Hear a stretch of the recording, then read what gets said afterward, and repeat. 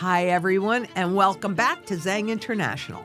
I'm so excited about today's guest because, well, obviously it's someone that many of you already know and respect, my good friend, Rick Rule. He has spent decades educating investors, analyzing natural resource markets, and really helping people better understand risk, opportunity, and the importance of independent thinking. Rick has joined us on this channel before, and those conversations have consistently been, quite honestly, among our most insightful discussions and some of my absolute favorites, because we do share a passion for investor education. And we certainly share sound money principles and helping people think for themselves and critically about the world around them. We are going to talk about so many things, geopolitical issues, what's happening with the hyperscalers, what's happening in the world. So without further ado, Rick, thank you so much for being here. Well, as I said, Rick, I am so excited to be doing the symposium. Thank you so much for joining us today, because that's coming up pretty soon, isn't it? It is July 6th through 10. And by the way, we're very excited to have you. We select speakers based on suggestions from our attendees. I've, of course, watched you in other programs, including VRIC, where you and I appeared together. But the truth is, the real selection process has to do with people who are, in effect, nominated by our attendees. And you've been nominated for some time. Oh, wow. I'm so honored. You know, it's funny, Lynette, wealthy people are usually fairly generous when you ask them for information as to how you can serve them better. So all of our really good conference ideas, including our speakers, have come from our attendees. And to be honest, you're no exception. So. Oh, I love that. And I really appreciate not being exceptional in this particular case. Other than that, then I do prefer to be exceptional. Of course. But let's dive into some really important things, because there's so much going on in the world today. And I know one of your big things is energy security and this back and forth that we have going on. Would you like to jump into that issue? Well, yeah, huge issue. You know, had you and I had this interview December or January, I would have said one of the few areas in resources that were still hated and hence undervalued was oil, not being prescient enough to anticipate a war. Obviously, that lack of interest, that hate, is over. We're in an interesting circumstance here. Mm-hmm. Thus far, I think the oil price has reflected the approach of scarcity rather than scarcity itself. But we're now getting to the point where you're going to have to ration by price. Mm-hmm. We have lived on a global basis, offloading inventories and off strategic reserves. But increasingly, there are countries around the world, mostly poor countries, that don't have reserves. And they're literally running out of oil. Yeah, Cuba, Sri Lanka, India.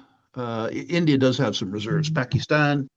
And that's going to be an interesting circumstance. On the one hand, as you and I have discussed before, the cure for high prices is always high prices. You will have some demand destruction, but you can't accommodate these shortages quickly through the mm-hmm. market. If this war, if that's the right thing to call it, doesn't end fairly soon, or if there isn't some political accommodation made with regards to the transit of oil, you're going to start seeing in some countries, oil rationed by price. Now, Lynette, we're not going to have that problem in North America. We're going to pay higher prices. But between the United States and Canada, the United States is an exporter of natural gas, Canada is an exporter of oil. We won't have to ration here by price. We will have adequate supplies. But given that we're both exporters, both nations are exporters, consumers here will have to pay global market prices, which mm-hmm. have been and will continue to be a shock. I'm delighted that you asked about energy security, because there is a winner in this that doesn't appear easily to people, and that's uranium. Mm. the French nuclear fleet and the Japanese nuclear fleet, the fourth and third largest fleets in the world, were constructed largely as a consequence of the Arab oil embargo and energy security. We haven't been worried about energy security on a global basis for 50 years, but all of a sudden we're very worried about it. As the Japanese have pointed out, uranium is the only substance in the world that has sufficient energy density that enough can be stored in one warehouse to electrify Japan Inc. for 5 years. And the sort of stickiness that we've seen in Japanese restarts and the pace of new plant construction is over, really, truly over. And I think that the lasting impression that the war will make, rather than on the oil and gas market, will ultimately be on the uranium market. Returning for a second to oil and gas, the attraction of that sector to me for the last year has been that the industry itself, pre-war, had underinvested in the sustaining capital investments necessary to maintain production. And they had done so to the tune of about $1 billion a day. Wow. Okay. A big number. That's a big number. So the prices that we're seeing now, we would have seen probably in 2029 or 2030. But the war brought the shortages home on a much, much, much quicker basis. And so investors need to consider that. They need to consider the fact that if, as and when the closure of the Straits of Hormuz ends, oil prices will come off fairly fast. We've done some demand destruction. That will likely be a temporary bottom, meaning that the sustaining capital investments still haven't been made. And in addition, now to making the sustaining capital investments, we need to repair all of the physical damage done in Iran, in Saudi, in the United Arab Emirates.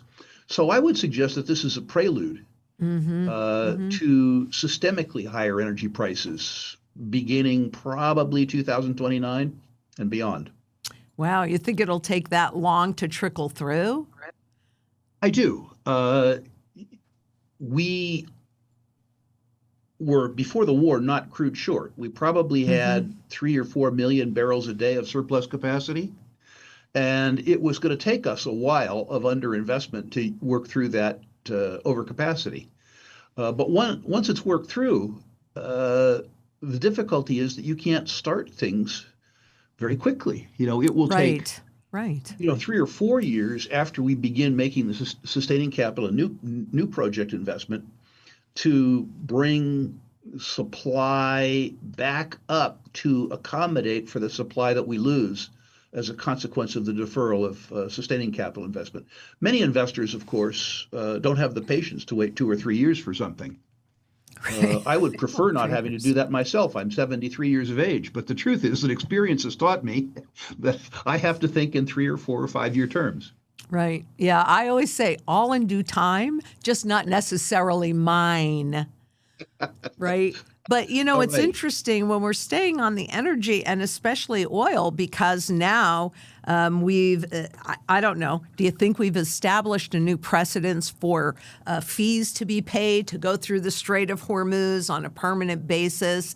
And even with the pullback, should this, whatever it is, whether it's a war or whatever geopolitical conflict we want to call this, should that end today? We'd see a pullback in oil, and yes, there's definitely been some demand destruction, but how low do you think those prices will go, and how long do you think they can stay down there? And I know I'm throwing a lot at you at once, but what are the implications for those countries that are out of oil? What happens to them? The implication for the countries that are out of oil right now, sadly, because they're poor countries, is they aren't going to be able to compete. The idea that the North American consumer, or for that matter, North American governments, care very much, really, about what happens to Sri Lanka,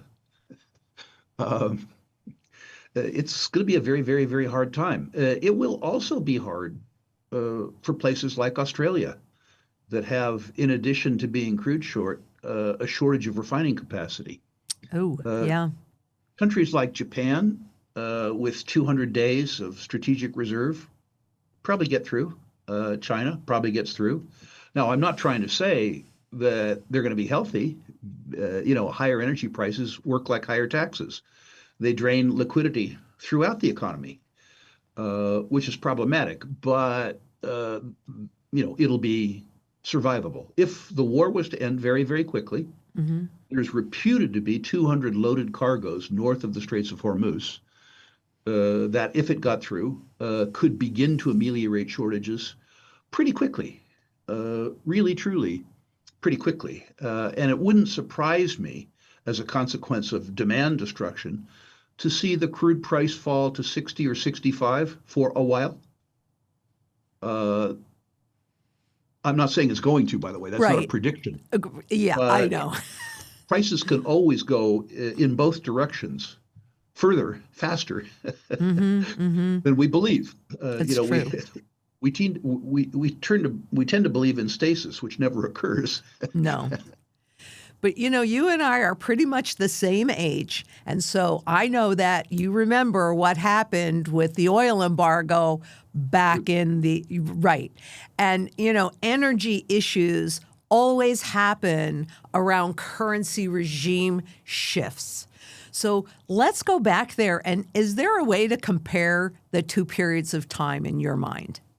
Well, that's interesting. I hadn't thought of it in that context till right now, so thank you for bringing it up. My pleasure. It's interesting that circumstance occurred in the decade of the 1970s. And I think there's some strange parallels between the years 1970 to 1980 and the 10 years that are in front of us. The US dollar was in the process of becoming the world's reserve currency, really. We had the world's strongest economy. We are now the world's reserve currency, not Hmm. without some challenges to our hegemony. What's interesting is that during the decade of the 70s, according to the Office of Management and Budget, is that the US dollar lost 75% of its purchasing power. Some of the increase in the oil price had to do with the difference between nominal and real US dollars. Yep.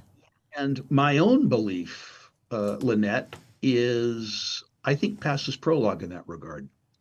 I believe that the US dollar is likely to lose 75% of its purchasing power over the next 10 years, which means that even if you saw $100 oil, the nominal purchasing power that the producer would receive from the US dollars would be much less Yes. than they would like, or that we would like to believe. It's interesting, as I say, that you mentioned the decade of the 70s. The other thing which comes to mind, not that we haven't talked a lot about a lot of things. I mean, a tenfold increase in the oil price is an example in that decade. A 75% decline in the real purchasing power of the US dollar, which is a stunning number. Um, think about if you were a pensioner or a saver. Oh, Uh, yeah. what was $1,000 worth of goods and services at the beginning of the decade cost $4,000 at the end of the decade. If you were a fixed income pensioner, those were not pleasant times. Nope. The other thing that people need to remember from that period where the dollar lost so much purchasing power is that at least the nominal gold quote went up 25 times.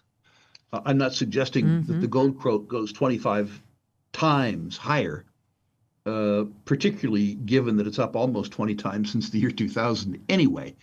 But it wouldn't surprise me to see gold maintain its purchasing power in a circumstance where the dollar lost 75% of its purchasing power. The decade of the 70s was an amazing market Yep. for the whole realm of natural resources. Some of it had to do with the fact that our society had underinvested in natural resources coming into that decade for 25 years, which is strangely ironic because we've underinvested in natural resources for 30 years this time, through 30 years of economic growth. And so part of the Right. pricing increase that you saw in the 70s was really a function of supply shortages due to underinvestment. which we've done again. And then another part of it was due to the relative decline in purchasing power of the U.S. dollar, which I suspect is in the offing again.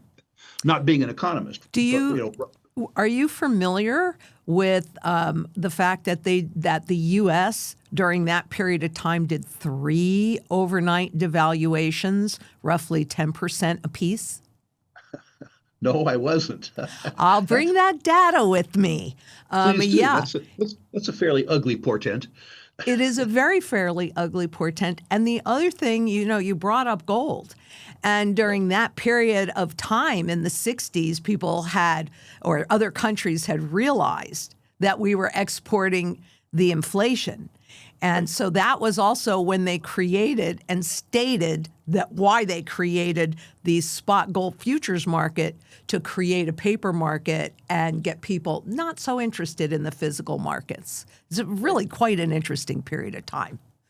Clever, in its own way. Diabolical, but clever. Yes, because when they disallowed countries from converting dollars back into gold, which was the agreement, I mean, they never talk about that as a confiscation, but wasn't that a confiscation? Absolutely. How did the countries allow it? I mean, that is a big question that I ask myself constantly, not just on this, but on so many other things that I'm watching. And I go, how is this possible? Do you have any insight on that? Well, we know is the most honest answer. It may be that we're evolving into a much more multipolar world where, as the U.S. expresses its preference, other countries are able to say, well, we understand that's your preference, but it's inconsistent with our preference. We've seen, as an example, with the incredible buying by central banks of gold, the fact that although the U.S. dollar is the world's reserve currency, the hegemony of the U.S. dollar is really getting challenged. One would wonder why foreign countries would allow the U.S. to impose its will extraterritorially through the SWIFT banking system. And I think increasingly the answer is becoming they're not gonna. That's huge. Yeah, it is huge. It is huge. And who could blame them? No. On the one hand, irrespective of what you think about what Russia did in the Ukraine, the fact that the U.S. government stole $300 billion in Russian wealth gives other countries pause to wonder how reliable we are as allies. If you combine that lack of reliability with the fact that I believe, at least, the U.S. Treasuries are a bad deal. The U.S. 10-year pays what, 4.4, something like that? Yeah, I mean, I personally believe that if any of your listeners were to construct a basket of goods and services, not the CPI, but ones that they actually buy, and if they constructed that index between 2020 and 2026 as an example, I'm picking 2020 arbitrarily, my suspicion is that the U.S. dollar is losing purchasing power at between 8 and 10% compounded. So if you buy a U.S. 10-year Treasury and you think you're making 4.4, that's wrong. You're losing 4. Exactly. So from the point of view of a foreign sovereign investor, your counterparty is no longer reliable, and the paper itself is a bad deal. Right. And I mean, I think that we're seeing that kind of thought process happen all around the world. What are the implications of that? Well, I'm thinking the same thing, frankly. I maintain liquidity myself in U.S., pardon me, mostly in U.S. dollars, because that's mostly what I spend. But I save, and I have saved since the year 2000 in gold. And I suspect that my thought process is not very different than the Chinese thought process or the Russian process. I am also concerned about the arbitrary and capricious nature of my government.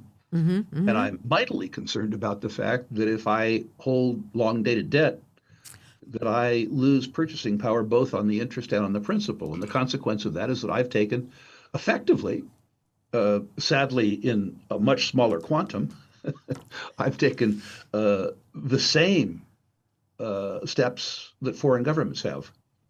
It's interesting Makes that the sense. American public has been so slow to do that. I guess historically we've had so many alternatives in this country, but the lack of retail response to the gold trade, given the similarities you pointed out between the decade of the 70s and now, is interesting to me. It's really quite interesting. And, when we're looking at all of these numbers, and of course, spot gold contract, it is my personal bugaboo. I wish they would put spot gold contract on it. No, they put gold, they put silver, because they want you to believe that that's its true value.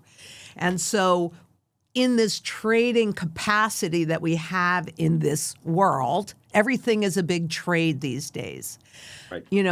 The normal public sees the pullback they saw the run up in the spot prices and they're like, oh, isn't this fabulous? And I kept saying, you got to understand what you're looking at here.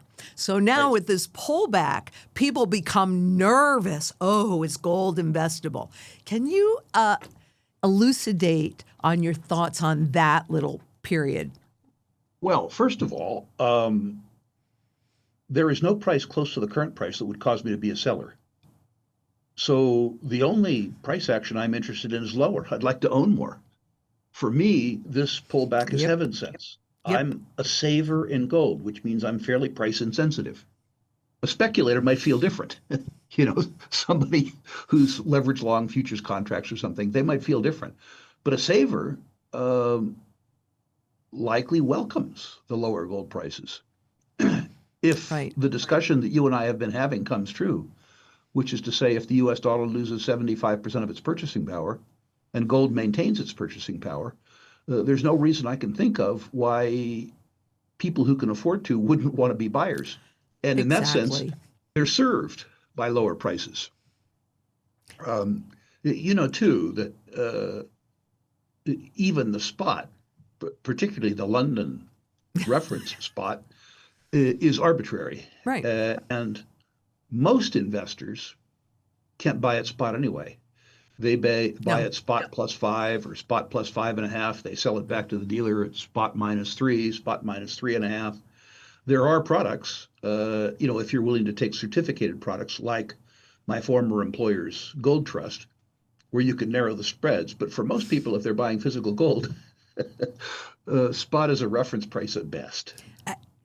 At best. And it is definitely, in my humble opinion, not a reflection of the true value of either gold or silver. Take your pick in the physical world. And I wouldn't I'm not a trader. I don't have that mentality. I mean, I had my license. And so, of course, as a young stockbroker and you're watching the options markets, you play a little bit, but I'm telling you, it takes a certain mentality, and you've got to be prepared to just sit there and no. I like long-term strategies. It enables you to sleep at night. You just set a focus. You make sure you know what's going on. But, you've spent decades studying these cycles. And what do you see upcoming? You were talking about what you think is going to happen with the spot price of oil, too. I mean, both of these are, oil's a diminishing asset. Silver's a diminishing asset. Gold is all recoverable. But, I don't really care in dollar terms. Part of what I'm trying to figure out how to do, and maybe you know how to do this already, is you brought it up earlier about you're looking at things in nominal terms, like the stock market's making new highs every day, a new high, a new high, a new high. And then you look at it in terms of inflation, and those numbers are a whole lot lower. Well, can you put into perspective gold and silver and inflation? Only that gold in particular has done well over time when people are concerned about the maintenance of their purchasing power in fiat-denominated instruments. Mm-hmm. The correlation with silver has, I think, been less precise in my lifetime in precious metals markets, I've been in them for, I'm embarrassed to say, 50 years now. You should be proud to say that, not I guess that's right. embarrassed. I hadn't thought of it that. As long as you're on the north side of the grass, you should be grateful. At any rate, Yep. my experience tells me, I'm not sure why silver runs the way it does, but I've noticed that momentum has to be established by gold. When the momentum established by gold draws the generalist into the metals market, silver tends to outperform. My suspicion is because of its reputation for volatility, but also because of its lower unit price. Recently, like 10 days ago, I saw some data that said that physical silver importation into India is at multi-year highs, and that would tend to suggest that the Indian peasantry is concerned again about the maintenance of their purchasing power in rupiah, for good reason. Yeah, for very good reason. And there's probably 300 million people in India who can't afford to save in gold, so they have to save in silver. I'm making this up, by the way. I don't know that to be true, but I have noticed in prior markets that momentum is established by gold. And when the generalist comes into the space, and I'm referring broadly to the Indian peasantry as generalists, that leadership changes from gold to silver. And for myself, I save in gold. I don't invest in gold or speculate in gold. I save in gold. Me So too. it occupies a very different bucket for me. And I have in the past speculated in silver. My silver speculation had to do with the fact that for a long time it was a hated asset class. And my belief was that gold would run, and when gold ran, the silver would run, and it would become unhated. Well, that occurred. And so I sold 80% of the silver I had in my speculative bucket. May return if in some future conference we notice in the attendee notes that they hate silver. If silver becomes hated again, You going to start buying? Well, Lynette, at one point in time, I was a stockbroker too, albeit a long time ago, and I owned right, a little a long brokerage. time ago. One of the things I did, owning a brokerage firm, is I went in the cage at the end of every trading day, and any day when buy tickets overwhelmed sell tickets 4-1 or better, I'd make myself sell something the next day. And anytime sell tickets overwhelmed buy tickets 4-1, I'd make myself buy something the next day. I'm not a trader at all, but what I learned is even in a reasonably high volume retail brokerage firm, you have enough data that you can trade against overbought and oversold circumstances. And that's sort of the way I speculate. When silver earlier in this year, in January, was in that wonderful to some melt-up phase, what I've learned, and I'm sure you learned this as a stockbroker too, is that those hyperbolic up moves, what the Canadians call hockey stick charts, resolve themselves unpleasantly for the longs. Yep. As do hyperbolic declines. Yep. And that's the only kind of trading I can do. You have to give me something very, very obvious for me to make money as a trader. Well, I'd agree with that. It takes a certain mentality to do it. And yeah. But, you also, I think it's interesting because we have a phenomenon that's happening right now with all these hyperscalers coming out with and selling equity, and selling debt and all of that. What do you make about that? I mean, if you're looking back on history, what other period of time could you maybe liken this to, or nothing? Just a comment on where are all these trillions of dollars coming from for these hyperscalers? That's a really good question. And again, the honest answer is I don't know. Right. What I've learned to do is stick to what I do. So when people asked me to comment on whether, say, NVIDIA is overpriced. I have to say, I don't know. I can price natural resource companies. I can price conventional financial services businesses, banks, wealth managers, asset managers, insurance companies. But I don't know how to price technology companies. So I can't tell you if it's reasonable or if it isn't reasonable. And to be honest with you, I don't care. I'm reminded by my mentor, Peter Cundall, who said there's always something to do somewhere if you stick within your own circle of competence. Buffett has said the same thing. He has no fear of missing out because over time he's done fairly well doing what he knows how to do. I have suspicions, which I will share with you, Lynette, and I hope that nobody loses any money based on these suspicions. One suspicion is that if as much capital as looks like is going to be thrown at AI and data centers is thrown at AI and data centers, that we will find a way to build them and build that capacity more cheaply. The capital input estimates, I suspect, if we build these things at scale, we'll find a way to come down. And I also think that we will find a way to operate these things in a more energy efficient fashion, because if all of the projections come true, we don't have that much energy. Exactly. That's why I brought this up, because it takes us right back to that energy security question. And I mean, I'm no expert in technology.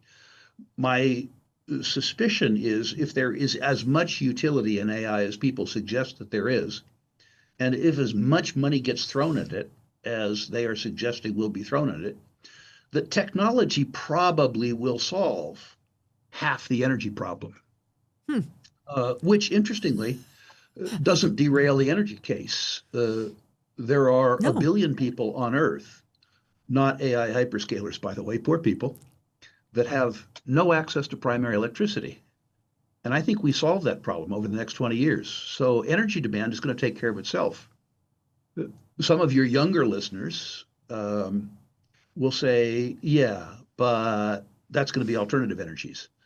You know, it's going to be solar and wind and biomass and all that kind of stuff. And to those people, I need to say that over the last 45 years, humankind has invested about $10 trillion in alternative energy generation. And we've reduced the market share of fossil fuels from a high of 83% all the way down to 81%.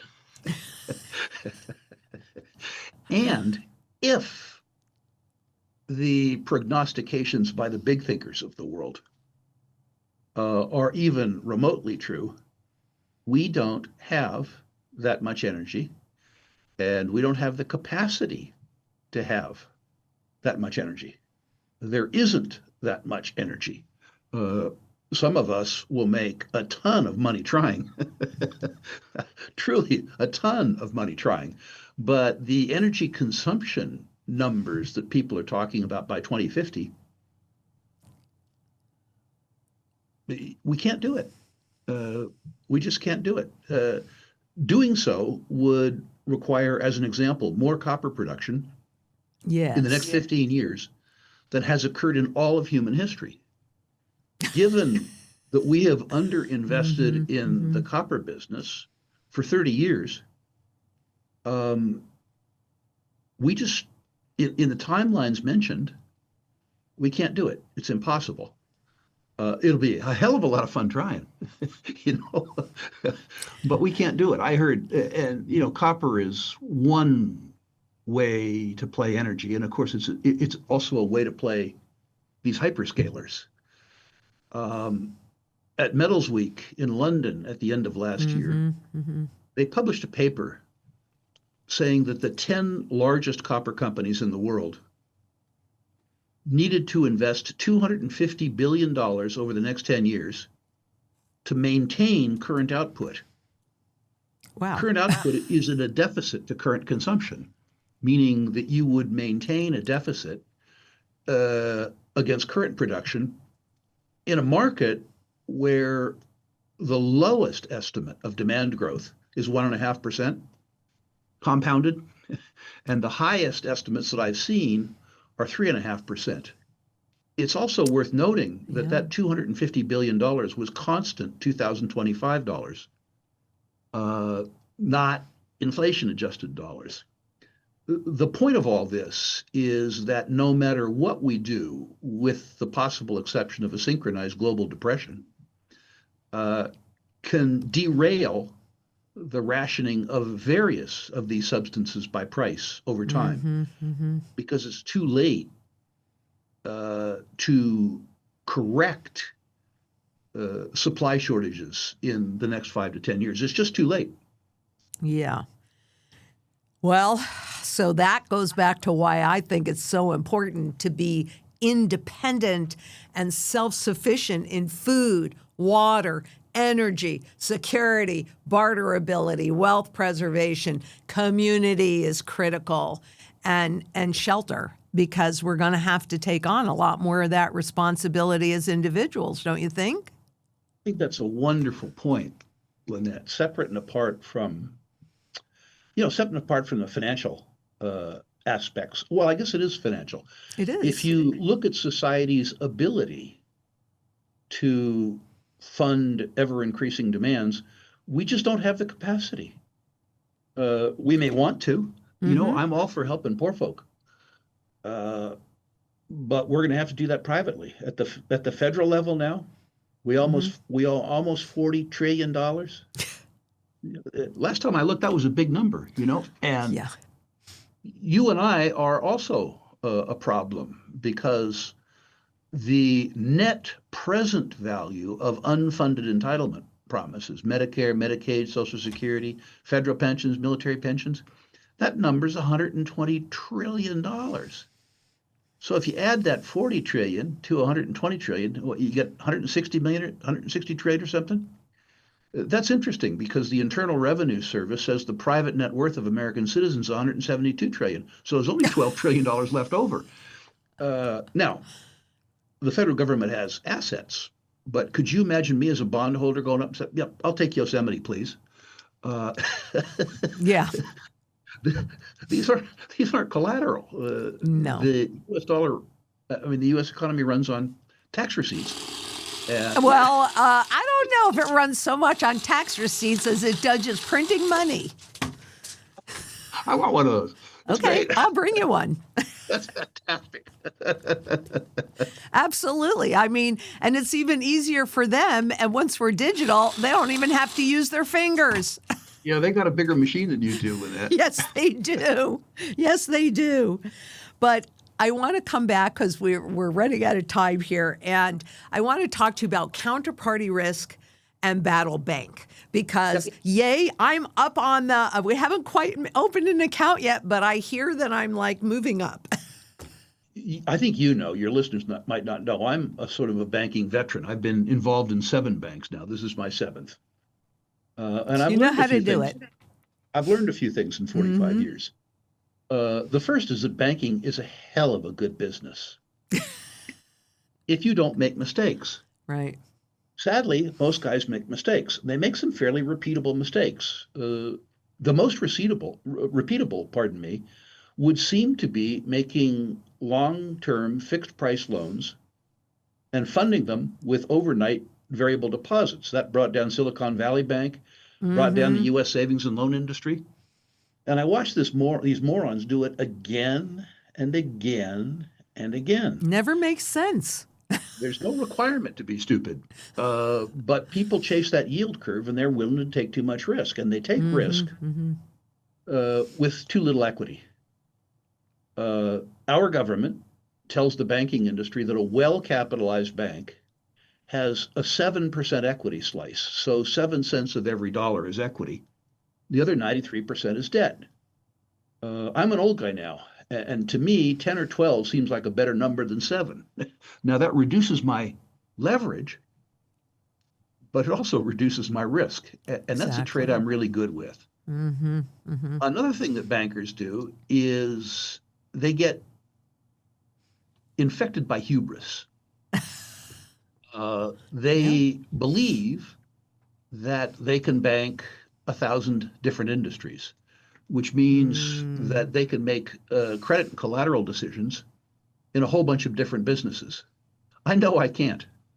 I know that if I do the same thing over and over and over again, I get good at it. And at Battle Bank, what you'll see is a fairly focused um, asset ledger. The most important asset that we lend against is physical gold, silver, platinum, and palladium. For some reason, my banking competitors don't think that's good collateral. And I hope they persist in not thinking it's good collateral. Exactly. It's collateral that if somebody didn't pay me, I could sell in 7 seconds, 24/7. But what I've also learned, because I've been lending to people privately in the bullion business for many years, what many people don't realize is that folks who store their wealth in gold and silver are pretty prudent folks. They're good folks to loan to because they pay you back. Yep. And that reduces my counterparty risk because I'm not taking very much. We reduce our counterparty risk too because we don't have a derivatives trading desk. The only derivatives that you'll ever see on our balance sheet are meant to hedge any interest rate exposure that we might have, which isn't, in my case, going to be particularly large. We try to do our very best to match our assets to our liabilities, both by way of spread, but also by way of term. The only reason I can think of that more banks do that is that they're just greedy. They want the leverage. The yield curve and the leverage are just too intoxicating for them. A business where, in a gross sense, your cost of funds is sub 4, and the price that you put the money out at is some number like 8, 8.5. You're talking about 50% gross operating margins if you aren't cute. And if you're talking about 50%, gross margins before G&A. Right. 50% gross margin at 85% leverage is a hell of a business. There's no need to be stupid. The other advantages, I guess, that Battle Bank has is that we're after the same customer we had at Everbank. We're after a customer that's sophisticated enough that your computer and your phone becomes our branch. I don't know about you. I get no benefit from my branch. Right. At the bank I bank at, there's a wonderful woman who runs the bank, sweet as can be. She's always got tea and cookies and stuff, but I got tea and cookies at home. And if I ask her a question about banking, she points me to a white courtesy phone connected to India. I get no benefit from that branch. And that branch costs the bank 150 or 175 basis points. We save that at Battle Bank because we don't have those things. The other advantage we have is, frankly, my own reputation. We've built a waiting list at Battle Bank of 23,000 people. So our customer acquisition cost, other than wear and tear on my old carcass, is nil. And we, as a consequence of that, can pass the benefit of that negative customer acquisition cost to both our depositors and our borrowers, which we do.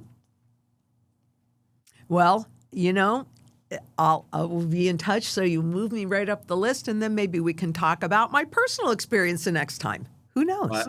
I look forward to that. I also want you to know that it is well within my circle of competence, having been a former banker to Agora, to bank newsletters publishers.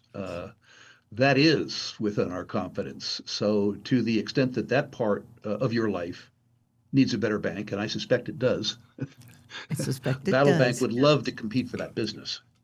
Okay. Well, we will definitely be talking about that. And I can't wait to see you. It's coming up very soon. I can tell you that I've already been working on my presentation. So I'm super excited to come and do this event. To a very high standard. And I want to remind your listeners of something. Ours is the only investment conference I know of in the world that has an absolute money back guarantee. Mm. If your listeners attend the conference, there's only the live stream left. If they attend the conference live or live stream, and I think for any reason whatsoever that they didn't get their money's worth, they get their money back. We've had an absolute money back guarantee in place for 30 years. Our content has been good enough that we've had to refund less than 0.1% of the tuition charged. But I can say with some certainty, paying attention to my competitors, that we are the only investment conference on the planet with an unconditional money back guarantee. That guarantee is your listeners' guarantee, but we're confident that our content will make them money. Well, I'm confident in it too, and I can't even begin to tell you how honored I am that you invited me to speak. It's something that I've really been wanting to do for a lot of years now, so I can't even begin to tell you how excited I am. And also for those that are watching, I intend to totally bring it to this event. So you won't be sorry that you invited me, and you won't be sorry that you attended. This is going to be phenomenal. I mean, the lineup of speakers is not just me. I mean, the lineup of speakers is amazing. Do you want to talk a little bit about that? Well, I'm proud of the whole thing. We've got the the Nobel Princes of the world, the David Stockmans of the world. We have great big picture thinkers who express a view of the world that you wouldn't see on CNBC. Let's just say it that way. And a group of people, unfortunately, have been distressingly accurate for the last 10 years. Beyond that, we have portfolio managers and analysts who aren't Johnny-come-latelys, not newsletter writers who've made their reputation in the last 12 months in a bull market, but rather people who've allocated capital to resources for 40 years through good markets and bad. That's really important. Experience. Yep. Separately, unlike any other conference I know, every exhibitor at our conference, every public company exhibitor has been vetted. Specifically, if we don't own stock in their companies, they don't appear on our floor. We turn down more exhibitors than we admit. We do something else that nobody else does. I interview every single exhibitor before the conference. Those are at the Rule Investment Media YouTube channel, so that the attendees can show up at the conference prepared, because we give them more content in 4 days than they can absorb in 4 days. You have to come prepared, and you have to make reference to the recordings after the conference. You absolutely have to do that to get your money's worth. But the value that we have as a consequence of these wonderful speakers, many of whom have spoken for us for 30 years, vetted exhibitors, the conference recordings, the pre-conference interviews, and then the money-back guarantee, it's a fairly compelling bargain. Yeah, it's a lot of value. I have to say, even as the person who offers up that bargain. Yeah, but it is. It's a tremendous amount of value. And I know I've been going through a lot of the YouTube interviews that you've done, not just with me, but everybody, because I'm getting prepared too. And I'm really excited to be here. This has been phenomenal. Thank you so much, Rick. I will see you very shortly. Is there anything else that you would like to bring up that we haven't talked about today? I mean, there's so much we haven't talked about today, but there's only so much time. One other thing that might be of use to your listeners, any of your listeners that care what I have to say about natural resources, can personalize it and find out for free. If you go to ruleinvestmentmedia.com and list your natural resource stocks, I will personally, for free, rank them 1 to 10, 1 being best, 10 being worst. I'll comment on individual issues if I think my comments might have value. The caveat to that is, please, no crypto. Please, no tech stocks. Please, no pot stocks. Leave a resource guy to what he does best. Rule Investment Media, list your natural resource stocks, no obligation. I personally will rank them. That is a huge offer, and we'll have all of the links below, so follow them. And I hope to see you at the Rick Rule Symposium on, July 6th through the 10th, right? Yes, ma'am. Yes, ma'am. So that's coming right up, and this is in Florida. It's in Boca Raton. Boca. Okay. Yes. Good. Yeah, show up Thank at the you. right place, please, ma'am. Well, that's why I said it in front of you, because I don't want to go to the wrong place and I don't want anybody else to go to the wrong place. This is the place to be, July 6th through the 10th in Boca Raton in Florida. And yes, it'll be a little humid, but I'll just look like a poodle. And you guys, this has been a phenomenal discussion, as always, with my good friend and really somebody that I admire so much, Rick Rule. And until next we meet, I hope to see you at the symposium. Bye-bye.